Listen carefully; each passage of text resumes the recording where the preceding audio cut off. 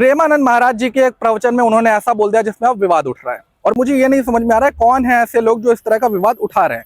मुझे कभी भी नहीं लगा था कि उनके प्रवचनों में या उनके मार्गदर्शन में कभी भी ऐसा हो सकता है, किसी तरह की कंट्रोवर्सी हो सकती है या विवाद हो सकता है। और जिस व्यक्ति ने अपना पूरा जीवन इस तरह के भक्ति मार्ग में और वैराग में बता दिया, अगर वो हमारे लिए, हमारे यूथ के लिए इस तरह उनको जागरूक कर रहे हैं या उनको एक सही मार्गदर्शन दे रहे हैं, तो ये हमारे लिए सौभाग्य की बात होनी चाहिए। और हम लीस्ट कम से कम कुछ कर सकते हैं तो उनका सम्मान कर सकते हैं।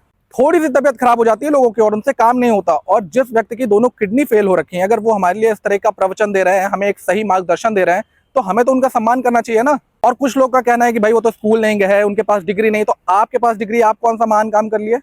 आपसे कितने भक्त ऐसे हैं जो आपसे मिलने आ रहे हैं, या आप समाज के लिए ऐसा क्या कर रहे हैं? तो आपके पास तो बहुत डिग्री है। देखिए, डिग्री का ऐसा कुछ लेना देना नहीं होता। जो सबसे बड़ी डिग्री होती है वो होता है जिंदगी का तजुर्बा।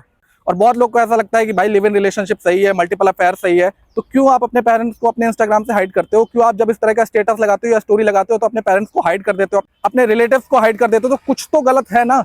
और मुझे ऐसा लगता है कि अगर आपको ये बात चुभ रही है तो कहीं ना कहीं आप में ही कोई कमी है। और सत्य जो होता है वो हमेशा कड़वा होता है, और उंगली उठाना बहुत आसान होता है। और उंगली उठाने के पहले आप ये तो समझ लीजिए कि प्रेमानंद है कौन, क्योंकि उनका खुद का कहना है कि हमारा नाम प्रेमानंद है, लेकिन ये नहीं जान सकते कि मैं कौन हूँ। अगर हमें तुम जान गए तो कुछ जानना बाकी नहीं रहेगा।